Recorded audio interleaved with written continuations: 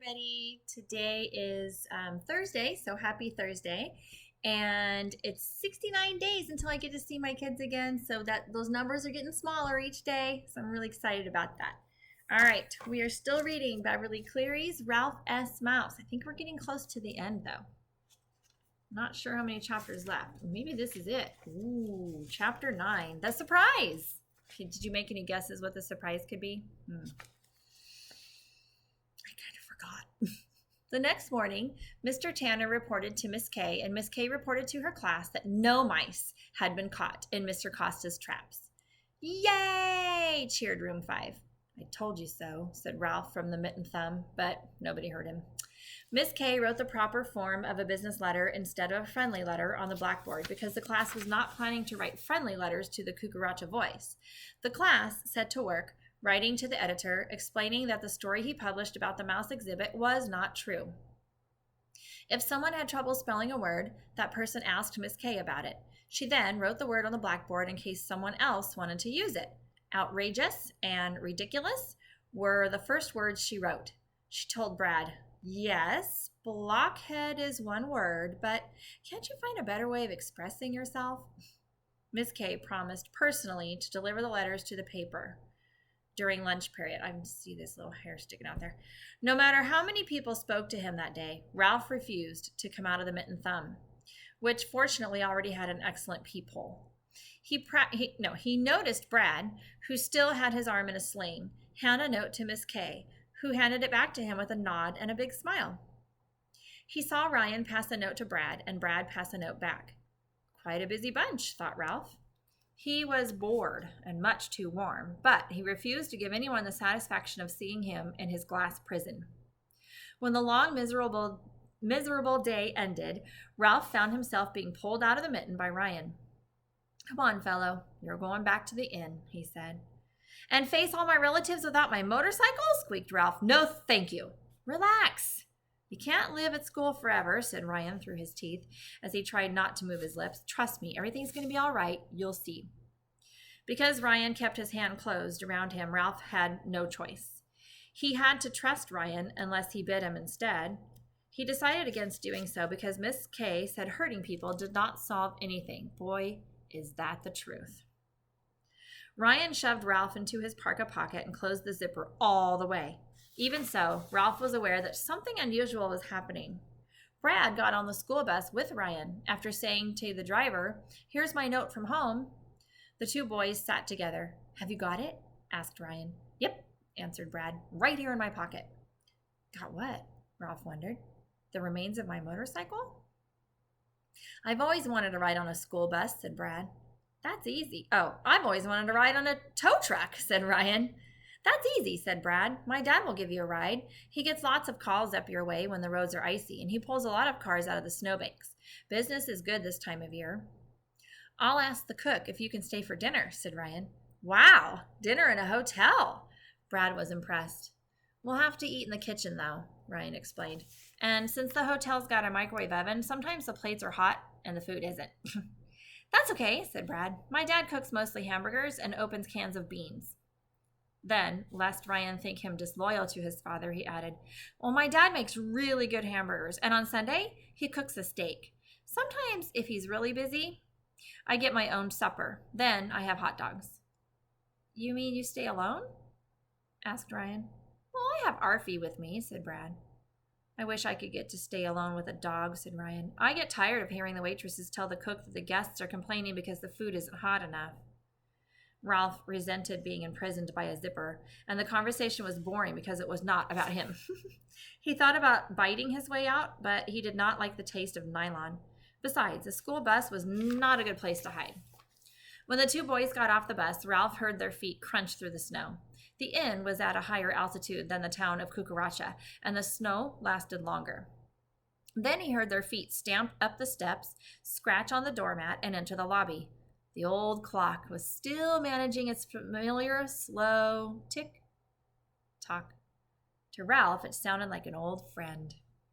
"Hello there, boys," said Ralph's protector, Matt. "Ryan, I'm glad to see you have a friend." So Matt had not lost his job after all. Then, as Ralph had hoped, the little mice must have moved upstairs where they would be unable to taunt him about losing his motorcycle. Feeling more cheerful, Ralph began to jump around in the slippery pocket. "Let me out," he demanded. Ryan unzipped his pocket and lifted Ralph out, but held on to him. How good the lobby looked. A fire still burned in the old stone fireplace, and the grandfather clock and TV set were right where they had always been. One thing was different. The lobby was neater than Ralph remembered it. Ashtrays were clean, and old magazines arranged very neatly on tables. The desk clerk ignored the boys, who did not stop to remove their jackets before they knelt in front of the clock. "Do you think it'll fit?" Ryan asked Brad. "We'll see in a second." Any ideas what they're doing? Brad pulled something out of his pocket. "Wow, a Laser XL7, just like you said," breathed Ryan, as Brad set a miniature sports car. On the floor, and pushed it carefully through the highest part of the arch at the bottom of the clock. The car was low enough, if maneuvered by a skillful driver, to slip through. "See that, Ralph?" Ralph had seen it all right. The sleek, mouse-sized car with wire-spoked wheels and knockoff hubcaps, with painted silvery gray, the right color for zipping around unnoticed through the shadows. The broad, thick tires would stand up to the rough surface of carpets and make a wide splash through puddles. The doors did not open, but the windows were big enough for a nimble mouse to climb through, and, after all, racing car drivers did not open their doors. Ralph was squeakless at the sight of such a beautiful sports car. Why, with a car like that, he would no longer have to hang onto his tail to keep it from tangling in the spokes. He could just hop in and take off. Want to see? So right there is the sports car. And there's the boys. They were trying to see if it would fit under the grandfather clock. Pretty cool, huh? "Come on, let's see you drive it." Ryan set Ralph down beside the little Laser XL7. Could he drive it? He'd show them. Ralph slipped through the window into a bucket seat, made sure his tail was safely inside, grasped the wheel, took a deep breath, and went... The car didn't move. Some noisy skiers came in from outdoors but paid no attention to the kneeling boys as they crossed the lobby. The boys crouched behind the couch until they had gone. "Silly," said Ryan. "That's your motorcycle noise. You've got to make a sports car noise to make a sports car move." "Oh, yeah. Okay, that was dumb of me," admitted Ralph, who had been too excited to think straight. He took another deep breath, made his voice as low as his little squeaky voice could go, and went vroom, vroom. The Laser began to roll across the floor. Ralph was driving. He was actually driving this beautiful sports car. He drove it straight into the leg of a couch where it stopped. Ralph vroomed again, but the car did not budge. Matt, who had joined the boys to watch, asked, "How's the little fellow going to back up?" Silence. No one had thought of this problem. Ryan's mother stepped out of the elevator. "Hello, Ryan," she said with a smile. "Is this your new friend?" "Yeah, this is Brad," answered Ryan with his hand on the Laser XL7 so his mother couldn't see Ralph. "Hi." Brad was unexpectedly shy. "I'm glad you could come home with Ryan," said Mrs. Bramble. "What are you boys doing?" "Playing with a little car," said Ryan. "Well, okay, play quietly," said Mrs. Bramble, "and if the manager appears, you'd better go out to our cottage. Or perhaps you could show Brad around. He might like to see the kitchen." With that advice, she went off to make sure the maids had cleaned the ground floor bedrooms properly. Brad sat back on his heels. "Your mom sure is nice," he said. "Yeah," agreed Ryan, his thoughts on Ralph's problems. Vroom, vroom, vroom, vroom. Ralph made a noise like a racing motor, but the car still didn't move. "What we need is your dad's tow truck," said Ryan. Ralph found the boys' laughter most annoying. "I know," said Brad. "If vroom makes the car go forward, maybe saying vroom backwards would make it back up." "Morv." "Morv." Ryan tried out the sound. "It's hard to say, but if it works, that's okay. Backing a car is slower than going forward. Try it, Ralph." "Morv." The car inched away from the leg of the couch. Morv. The car was free. Vroom!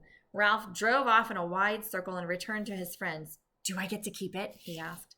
"It's all yours," said Brad, "to make up for your broken motorcycle." "Don't you need it?" asked Ralph, unable to believe that anyone would give away such a car. "Not anymore," Brad told him. "Not since I have a BMX, which is a motorbike." Ralph was speechless with joy.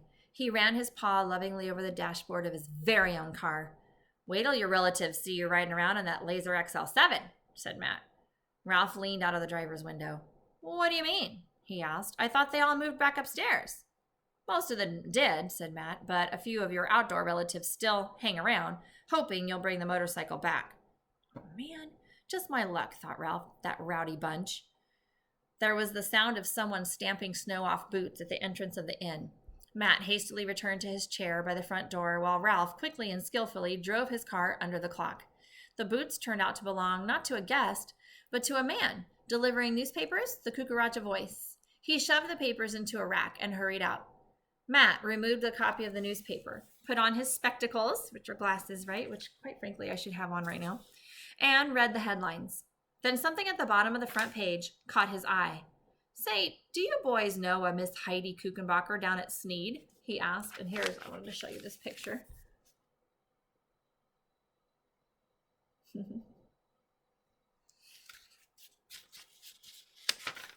"Yeah, she's our teacher." The two boys rushed over to Matt to see what the paper was about. Miss K climbed... Wait. Oh, good gravity. Really, seriously. Probably should have my glasses on. Okay. "Yeah, she's our teacher." The boys rushed over to Matt. Oh, gosh, it's so much better when you have glasses on. To see what the paper said about Miss K. Ralph climbed out of his car. He found that bits of his old nest still remained under the clock. With a shred of Kleenex, he began with loving care to polish away the boy's fingerprints. As he polished, he listened while Matt read aloud from the Voice. "Retraction, it says here above this picture," said Matt. "What's retraction?" asked Brad. "It means they take back something they said," explained Matt. "Well, they should," said Brad. "Hey, look," said Ryan. "There's the picture of our class. What else does it say?" Matt read, "The editors of the Cucaracha Voice regret a misleading story published in Saturday's edition concerning Miss Heidi Kuchenbacher's class at Irwin J. Sneed Elementary School." Ralph stopped polishing. Maybe the paper would say something about him. Matt continued, "After thorough investigation, Superintendent Clyde R. Crossman has cleared Sneed of charges of mouse infestation.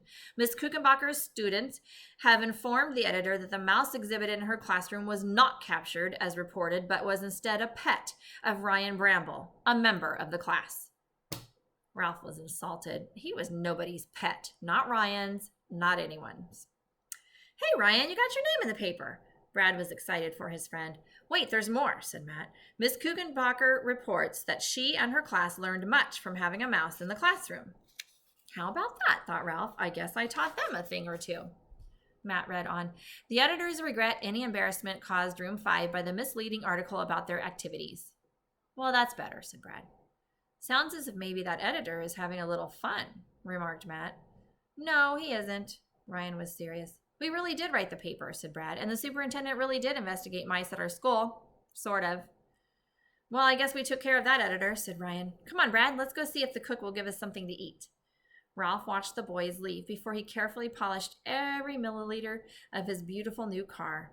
Then he pushed his nest together for a nap while waiting for night to come. His day had been exciting, exhausting, and satisfying. Because of him, two boys had become friends. Ralph felt that he had done a good deed in a troubled world. Ralph awoke much later when the clock began to grind and groan and slowly, as if in pain, strike 11, the safe hour for mice to appear. Ralph was enjoying a good stretch when he saw 5 of his relatives peering in at him. "He's back," said one. "And he's got a car," said another one. "A sports car," said a third one. Instantly, there was a clamor and confusion. "Give me a ride." "Me first." "Stop shoving." "I should be first. I'm the oldest. Get off my foot." Instead of getting excited and angry, Ralph stood calmly beside his car and looked at his relatives without speaking. Gradually, the mice grew quiet. "That's better," said Ralph. "I can't hear anyone if you all speak at once." The mice were silent, listening, the way Room 5 had grown quiet and listened to Miss K. Look, fellows, said Ralph. If you get in line, you can take turns. That way, you each can have a ride. Good idea, murmured the mice, who had never before thought of such a thing. Ralph was pleased with himself for putting his education to use. He climbed into his car and drove it out from under the clock. My oldest cousin first, he directed. His relative climbed into the passenger seat and pulled his tail in after him. That's the way, said Ralph with approval. Now, take a deep breath and we'll both go vroom. Together, the cousins vroomed around the lobby, down the long hall, and back, faster than Ralph could have driven alone. Next, Ralph said, when he had returned his passenger. And by the way, he said to his relatives, as his next cousin in line climbed into the car, in school, human beings learn things by grades. So, older human children learn harder things than younger human children. The mice caught on at once. Riding in sports cars is for older mice, one cousin said. It's too dangerous for little mice. Yeah, we won't even tell our little relatives about it, said another one. And here's the...